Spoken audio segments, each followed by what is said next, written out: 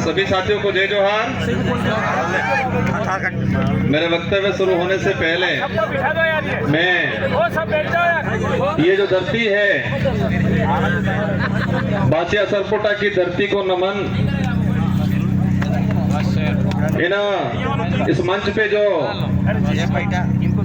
जिनकी प्रतिमाएं लगी हैं इन सारे महापुरुषों को मेरी ओर से नमन करना चाहूंगा।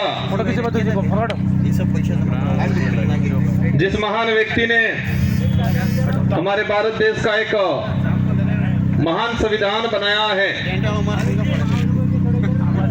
विश्व का सबसे बड़ा जो लिखित संविधान बनाया है, बाबा भीमराव अंबेडकर जी को नमन। उस संविधान में आदिवासी समाज का प्रतिनिधित्व करने वाले जयपाल सिंह मुंडा जी को नमन। और इस आदिवासी इलाके के अंदर जब राजा रजवाड़ा अंग्रेजों का जो शासन चलता था, उस दौरान एक भुखमरी चलती थी। तो रॉबिन हुड पांडे के नाम से जो अमीरों को लूट के गरीबों को जो भूखमरी से जो मर रहे थे लोग, उनको खिलाने का काम करते थे। उन रॉबिन हुड पांडे टाटिया मामा को नमन करना चाहूंगा। इस पूरे इलाके में अगर भक्ति के क्षेत्र में बात करें और भक्ति के माध्यम से, शांति के माध्यम से आदिवासी समाज के अंदर जन जागृति लाके अंग्रेजों और राजा रजवाड़ों की गुलामी से बाहर लाने का काम किया। गोविंद गुरु महाराज को भी नमन करना चाहूंगा। इन्हीं क्रम में हमारे जितने जो योद्धा हैं, और हम मां बालेश्वर जी को नहीं भूल सकते, जिन्होंने इस बांसवाड़ा पूरे जिले के अंदर आदिवासी समाज हो, अन्य समाज हो, सारे समाजों को एकजुट करके यहाँ के हक अधिकार को लेके इस क्षेत्र में काम किया। उनको भी नमन करना चाहूंगा। और मैं कोशिश करूंगा कि जितने जो महापुरुषों के मैंने जो नाम लिए और महापुरुषों के जो विचार थे, उन विचारों को जन तक पहुंचाने के लिए उन्होंने जो संघर्ष किया, उन्हीं विचारों को आगे बढ़ाने का काम मैं और मेरी भारतीय आदिवासी पार्टी करेगी और आने वाले समय में अनवरत करती रहेगी। इन विचारों को आगे बढ़ाएंगे। साथियों, पूर्व वक्ताओं ने हर प्रकार की बात बताई, हमारे क्षेत्र की बात बताई, आदिवासी समुदाय के हक अधिकार को लेके बात बताई। और ये हमारा जो देश एक लोकतांत्रिक देश है, और उस लोकतांत्रिक देश में विचारों के आधार पे जनता इन पार्टियों को मत देती है, उन नेताओं को मत देती है और विधानसभा लोकसभा में भेजती है। आज मुझे भी 84 की जनता ने दूसरी बार विधायक बनाया, और वो भी राजस्थान की 200 विधानसभा के अंदर। उस दौरान 199 विधानसभा में एक साथ चुनाव हुआ था, और उसमें परसेंटेज के मामले में सबसे अधिक मतदान 84 की जनता ने मुझे बहुमत देके जिताया था। उससे पहले 2018 में मुझे जिताया 84 की जनता ने। और आज मेरा सौभाग्य है, डूंगरपुर बांसवाड़े की जो जनता है, उस जनता की भावना थी कि ये व्यक्ति हमारे इस क्षेत्र का आदिवासी समुदाय के हक अधिकार की बात को लेके, एससी समुदाय के हक अधिकार की बात को लेके, माइनॉरिटी समुदाय के हक अधिकार की बात को लेके और साथ ही क्षेत्र के अंदर अन्य समुदाय जो मानवता में विश्वास करता है, इन सारों लोगों की जो भावना है, उनकी बात है लोकसभा में ये व्यक्ति पहुंचाएगा। ये आपने विचार किया और आपके विचारों से हमारे पार्टी की जो सिलेक्शन प्रणाली है, इस भारत आदिवासी पार्टी में हाईकमान नहीं होता है और इस पार्टी में हाईकमान आम जनता, आम कार्यकर्ता होती है। और आपकी भावना के अनुरूप मुझे इस लोकसभा क्षेत्र का सांसद प्रत्याशी बनाया और मैं उम्मीद करूंगा कि जिस भावना से आपने मेरा सिलेक्शन किया है, उसी भावना से मेरा इलेक्शन भी करोगे, ये मुझे उम्मीद है आप सबसे। मैं आप सबको भरोसा भी दिलाना चाहूंगा, इस देश को आजाद कराने में इस क्षेत्र के अंदर आजादी से पहले जो शोषणकारी नीति वाले लोग थे, उनके खिलाफ ये जो जितने जो महापुरुष हैं, उन महापुरुषों ने अपने विचारों के माध्यम से इस क्षेत्र में जन जागरण किया, लोगों को जागरूक किया और अपने हक अधिकार के प्रति लड़ने के लिए प्रेरित किया। और मैं वही विचार, ये जो महापुरुष हैं, उन महापुरुषों के जो उद्देश्य थे, इन उद्देश्यों को उन्हीं के विचारों के माध्यम से मैं पूरे करने की कोशिश करूंगा। साथ ही आज का जो कार्यक्रम है, अनुसूचित क्षेत्र में आरक्षण व्यवस्था, आरक्षण को लेकर महासम्मेलन,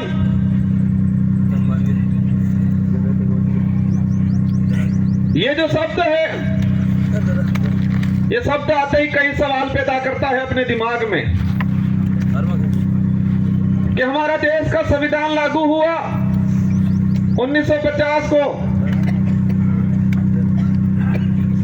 और आज 2024 हो गया और अभी तक उस संविधान के अंदर जो प्रावधान थे, उन प्रावधानों को आज तक धरातल पे लागू नहीं किया।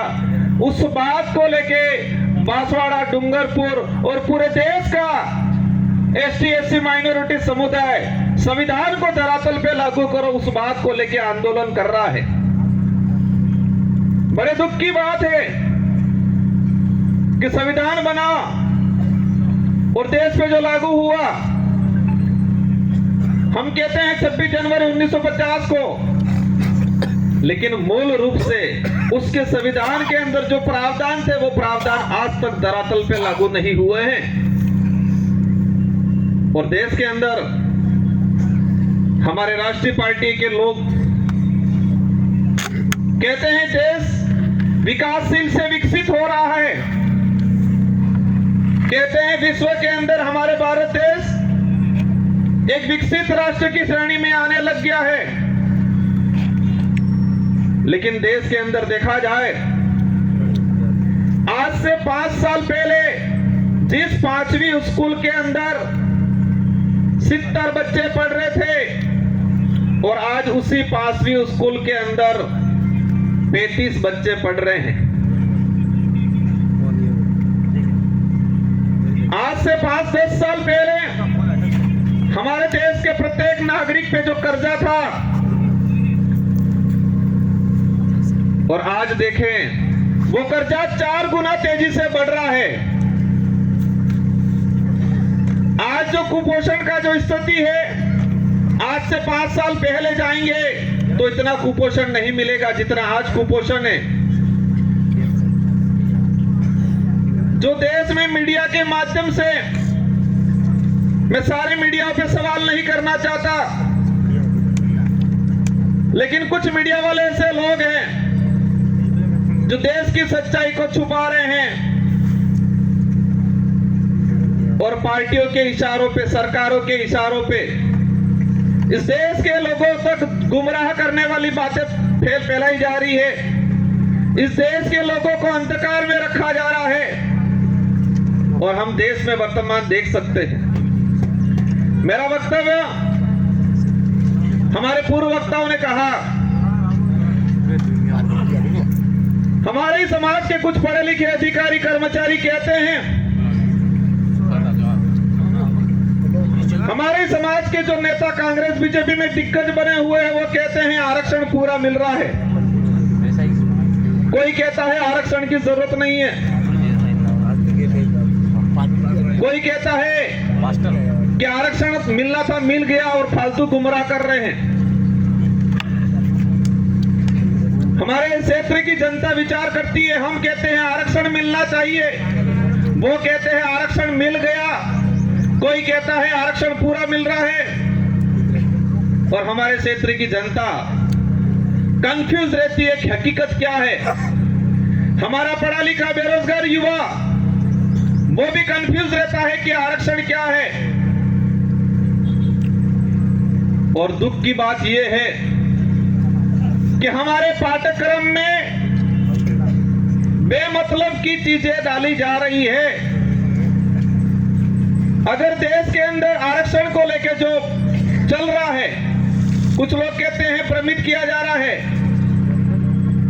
देश के आरक्षित वर्ग को, युवाओं को अगर क्लियर करना चाहिए था तो संविधान के अंदर जो आरक्षण व्यवस्था रखी गई है उसको हमारे पाठ्यक्रम में लागू कर दिया होता तो आज हर युवा को पता होता कि मेरा रिजर्वेशन संविधान के अंदर इतना है, शेड्यूल एरिया में इतना है, नॉन शेड्यूल एरिया में इतना है। लेकिन होता क्या है, वो आरक्षित वर्ग का युवा आरक्षण को जान जाएगा, समझ जाएगा संविधान में प्रावधान क्या है समझ जाएगा, तो वो सवाल खड़ा करेगा उन राष्ट्रीय पार्टियों से, उन नेताओं से जो आते हैं कहते हैं कि राम के नाम से वोट देना। कहते कि नहीं कहते हैं? इन लोगों ने कभी ये नहीं कहा कि बेरोजगारी खत्म करेंगे, बेरोजगारी खत्म करने के नाम से वोट देना, ये बोला उन्होंने? इस क्षेत्र में शिक्षा में गिरावट हो रही है, शिक्षा के क्षेत्र में हम काम करेंगे इसके नाम से वोट देना, ये नहीं बोला। और इस देश का दुर्भाग्य है कि इस देश में ऐसे नेता पैदा हुए हैं जो खुद के समाज का तो भला नहीं किया, लेकिन जिस पार्टी का खाया, जिस पार्टी में पद प्राप्त किए, ऊंचे ओहदे पे गए, उस पार्टी के भी नहीं हुए। जिस पार्टी के अंदर गए हैं उनको कहना चाह रहा हूं कि जो व्यक्ति उनके समाज का नहीं हुआ, जो व्यक्ति उसकी पार्टी का नहीं हुआ, वो तुम्हारा कतई नहीं हो सकता है। और इस क्षेत्र में देखा है मैंने, हमारे जनरल वर्ग के भाइयों को जाके ये भड़काते हैं, कहते हैं कि तुम चिंता मत करना, मैं तुम्हारे साथ हूं, ये बोलते हैं। तो हमारे उन भाइयों को भी कहना चाहूंगा, जो खुद के समाज का नहीं हो सकता है वो आपका कभी नहीं हो सकता है। ये विचारधारा सच्चाई को लेकर लड़ रहे हैं। ये विचारधारा, हम कहते हैं हम आदिवासी समाज में पैदा हुए हैं, मेरा पहला फर्ज बनता है कि मैं मेरे परिवार के लिए, मेरे समाज के लिए बात रखूं। साथ ही क्षेत्र के अंदर हमारे एससी समुदाय के भाई हैं, माइनॉरिटी समुदाय के भाई हैं, इसके अलावा किसी भी वर्ग का गरीब भाई है, उसकी कोई भी बात होगी, कोई भी समस्या होगी, उसका निराकरण करेंगे हम लोग। और ये देख सकते हो हमारे 84 क्षेत्र के अंदर हर व्यक्ति ने हमको मत दिया और मुझे मेरी विधानसभा में प्रचार करने की जरूरत नहीं पड़ी थी। हमारे कार्यकर्ताओं ने मोर्चा संभाल लिया था और हाईएस्ट मत जो राजस्थान में टॉप 2 में लाके रख दिया मुझे। आरक्षण व्यवस्था को लेकर कुछ आंकड़ा मैंने क्लियर किया है, अलग अलग डिपार्टमेंट की भर्तियों का, लेकिन इस मंच के सामने ही हमारे खाकी वर्दी वाले भाई दिख रहे हैं, इसलिए मैं उनके डिपार्टमेंट का कुछ आंकड़ा बता दूंगा।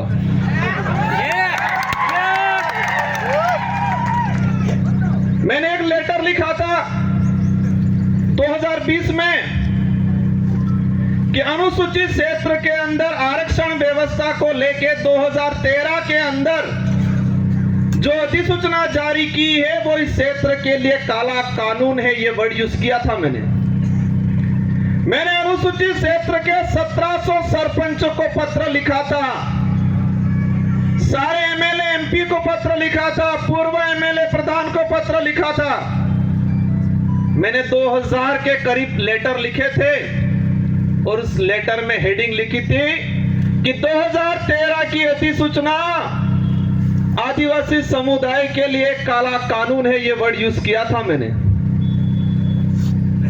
और उसी वर्ड को मैं आज एक्सप्लेन करना चाहूंगा मैंने क्यों बोला था। ये समय का अभाव है, मैं शॉर्टकट निपटूंगा। हमारे साथ जो अन्याय हुआ है, हमारे साथ जो धोखा हुआ है, हमारे युवाओं की भावनाओं के साथ खिलवाड़ हुआ है, वो सभी गांठ बांध के रखना है, वो गुस्सा अंदर समाहित करके रखना है। और जब लोकतंत्र में एक अवसर आता है हर 5 साल में, उस दिन ये बदला एक साथ लेना है और उनका रगड़ा निकालना है। 2013 की अधिसूचना हुई पुलिस डिपार्टमेंट की भर्ती 2013, 2016 और 2018। 3 भर्तियों के अंदर 2312 कुल पद आए। मैं ये आज इसलिए कहना चाह रहा हूं कि इन्हीं कमल कांग्रेस के नेताओं ने, और मुख्य रूप से 2013 में जो मंत्री थे, वर्तमान विधायक थे, जो ईडी के डर से आज भाजपा में चले गए, उनके ही कर कमलों से यह लागू किया गया था। अब इसमें क्या है प्रावधान? इन 3 भर्तियों की बात करें, कांस्टेबल भर्ती 2312 कुल पद आए। प्रावधान यह किया गया 45% एसटी को, 5% एससी को और 50% ओपन कैटेगरी को दे दिया जाएगा। मतलब ओपन कैटेगरी में कोई भी जा सकता है, एससी का व्यक्ति जा सकता है, एसटी का व्यक्ति जा सकता है। ये बात बोली उन लोगों ने, लेकिन आंकड़ा क्या आता है? मैं ऑल ओवर अगर बात करूं, एसटी को मिले 828, 2312 में से एसटी को मिले 828 और वो 35% पद मिले, 45% पूरा नहीं मिला। वही बात करें ओपन कैटेगरी के जो पद आए 1156 और मिले उनको 1359, 58%। और उसमें एसटी एससी का रिजर्व कैटेगरी के लड़के गए 12 लड़के। और वहीं ये सामने खड़े मैं कहना चाह रहा हूं, उनकी पदोन्नति होती है, उनके पदों की गणना अपने कैटेगरी में लेते हैं। और कुछ नेता कहते हैं, ये बात इसलिए एक्सप्लेन कर रहा हूं मैं, हर व्यक्ति को अपना हक मांगने का अधिकार है। एक बाप के अगर 4 बेटे हैं, 3 बेटों के साथ अन्याय होता है और एक बेटा ही सारी जमीन लेके खड़ा खाता है, तो क्या 3 बेटे आवाज नहीं उठाएंगे?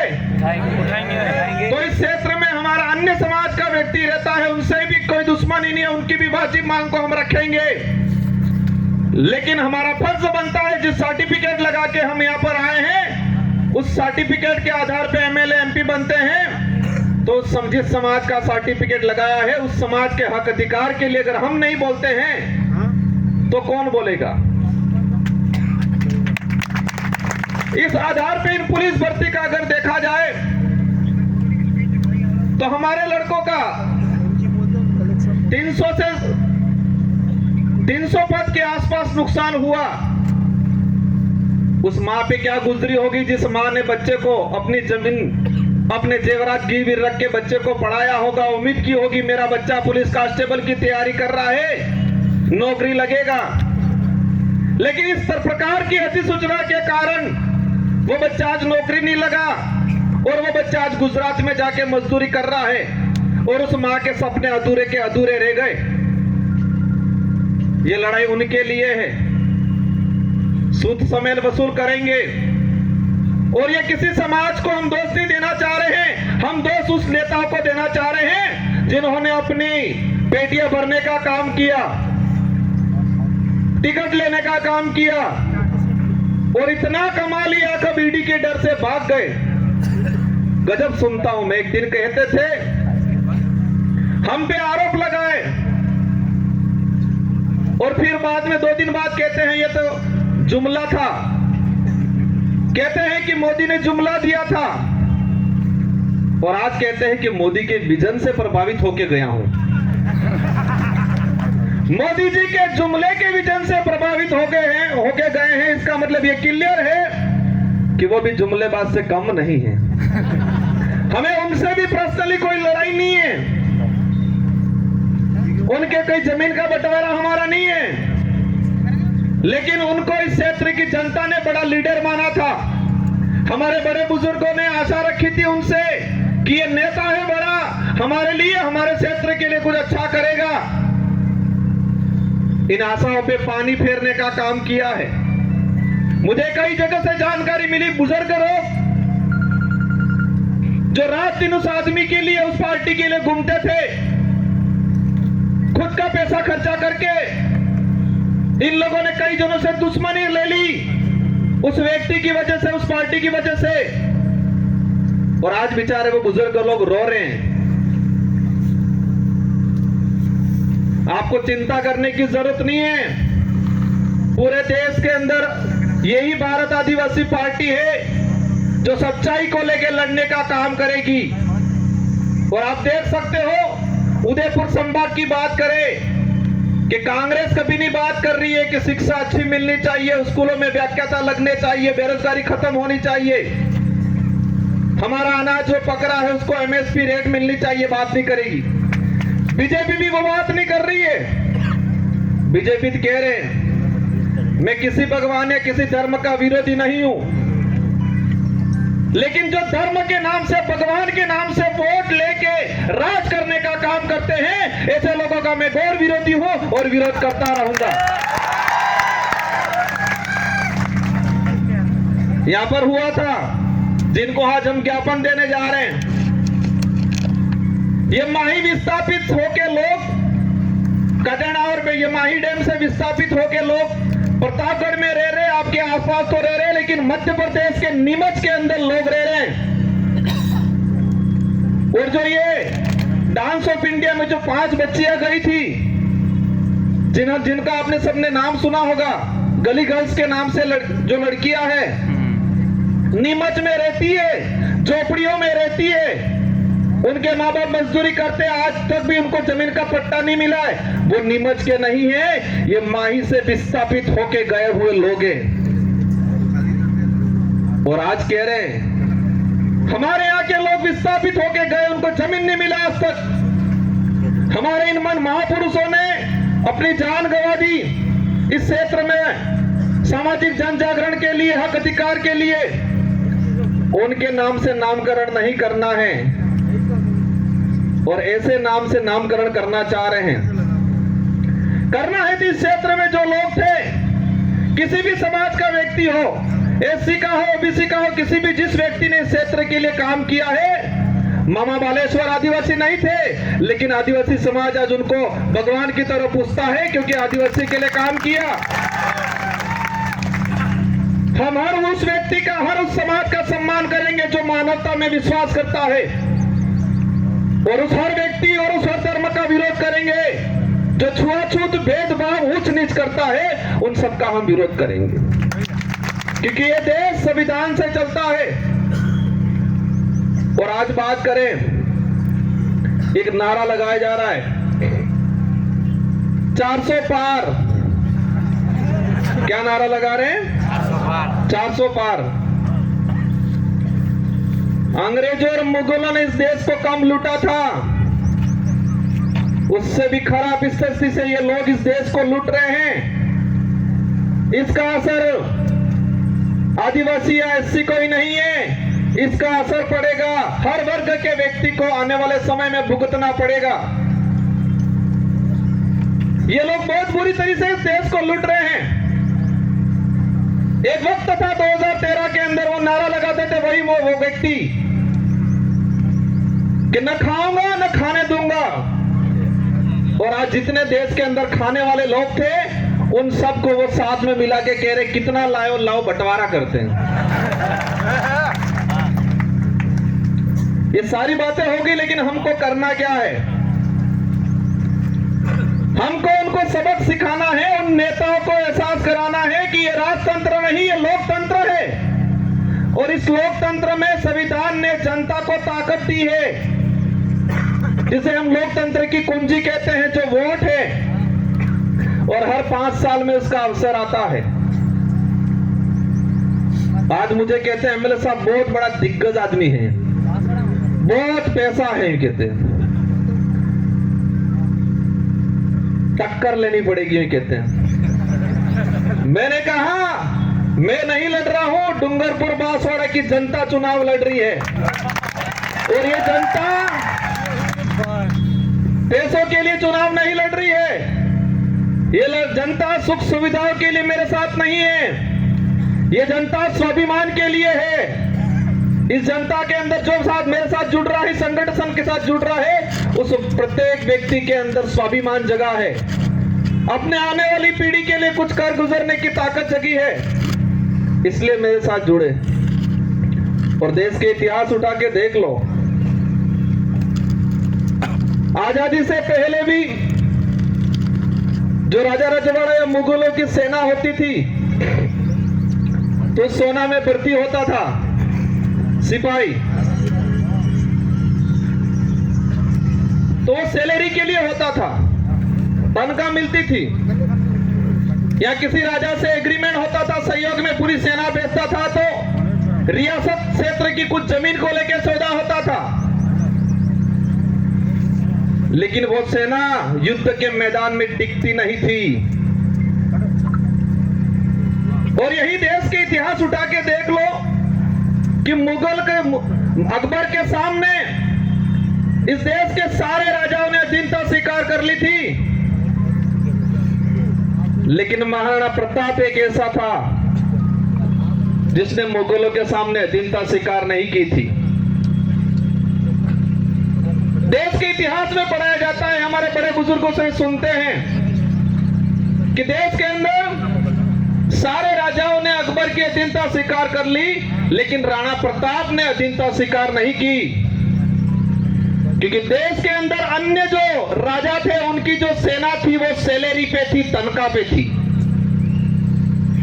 देश के अंदर जो अन्य राजा थे उनके सहयोग में आई हुई सेना कुछ जमीन की लालच में आई थी मदद करने, लेकिन राणा प्रताप के साथ में जो सेना थी वो तनख्वाह वाली सेना नहीं थी, वचन वाली सेना थी, और वो भीलों की सेना थी। किसकी सेना थी? भीलों की सेना थी, पठानों की सेना थी।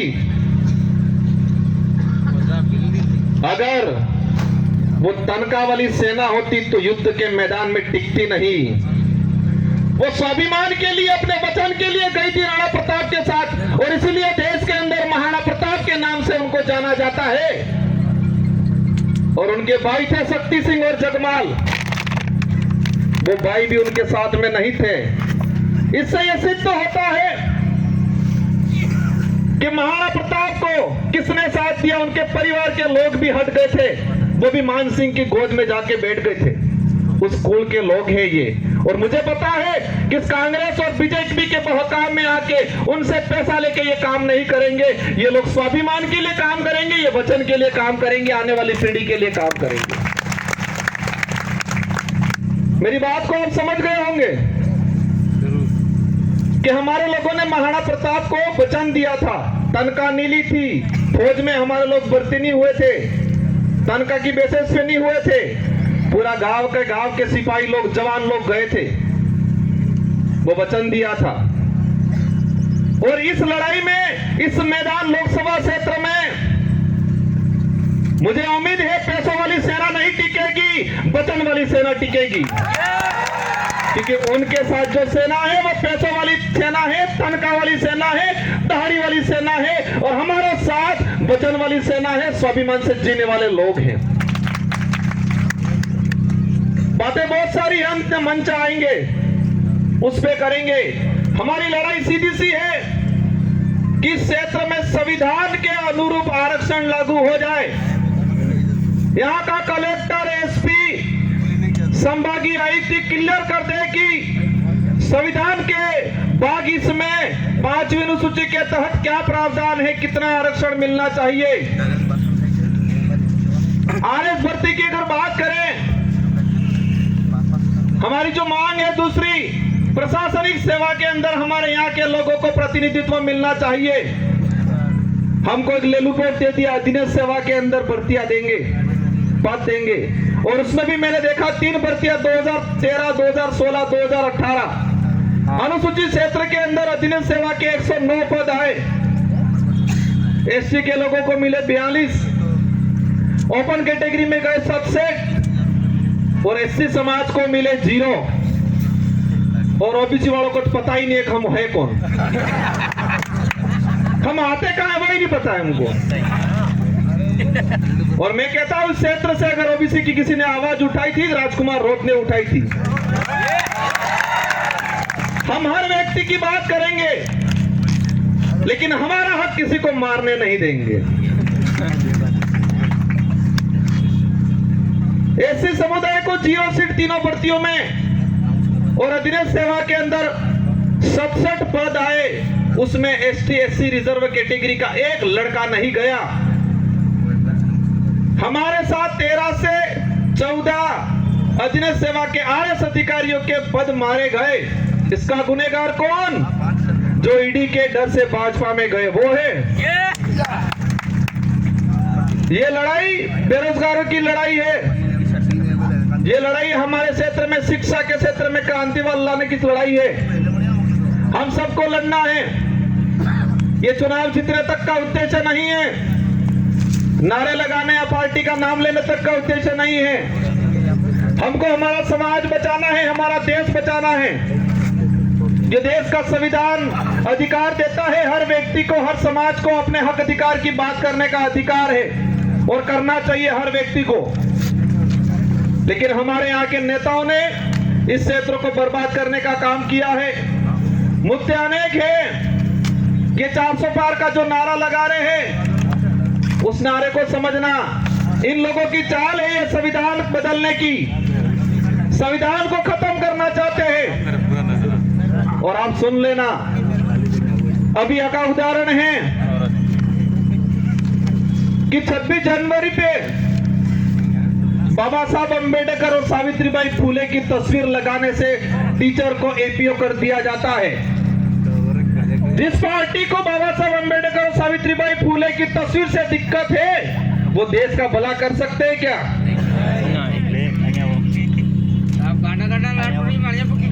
ये अंग्रेजों से भी बदतर स्थिति देश की करने वाले हैं। और हम सबको मिलके, और ये पार्टी कोई क्षेत्रीय पार्टी या इस डूंगरपुर, बांसवाड़ा, उदयपुर तक सीमित रहने वाली नहीं है। ये पार्टी अरब सागर से लगा के बंगाल की खाड़ी तक जितने जो स्टेट पड़ रहे हैं, और हमारे साथ हर व्यक्ति वर्ग का व्यक्ति जुड़ रहा है।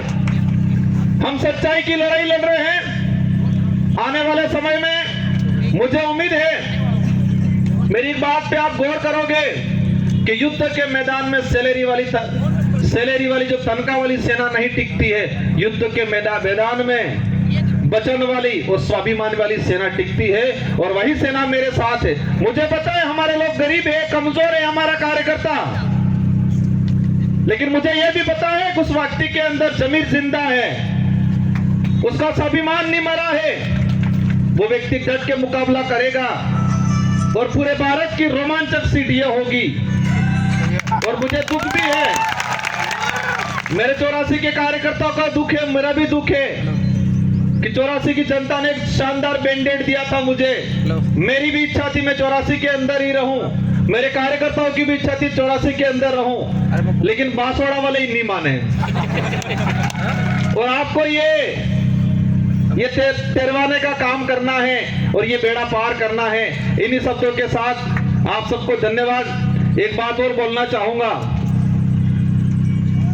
देश के अंदर भाजपा के नेता बहुत प्रताड़ित थे,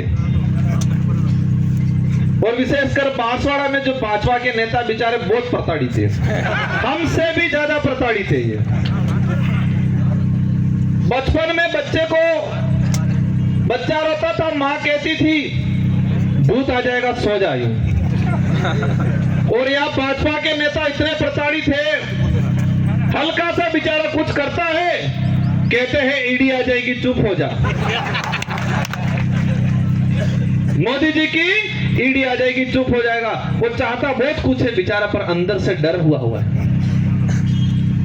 उनको भी कहना चाहूंगा, आप चिंता मत करो, आपके विचारों को यहाँ रखने का अवसर मिलेगा। इस संगठन के साथ जुड़ो और इस क्षेत्र की जनता के लिए, युवाओं के लिए, हक अधिकार के लिए आगे बढ़ो। हम आपको साथ में लेकर चलने का काम करेंगे। इन्हीं शब्दों के साथ आप सबको धन्यवाद, आभार। जय जोहार, जय भारत, जय संविधान।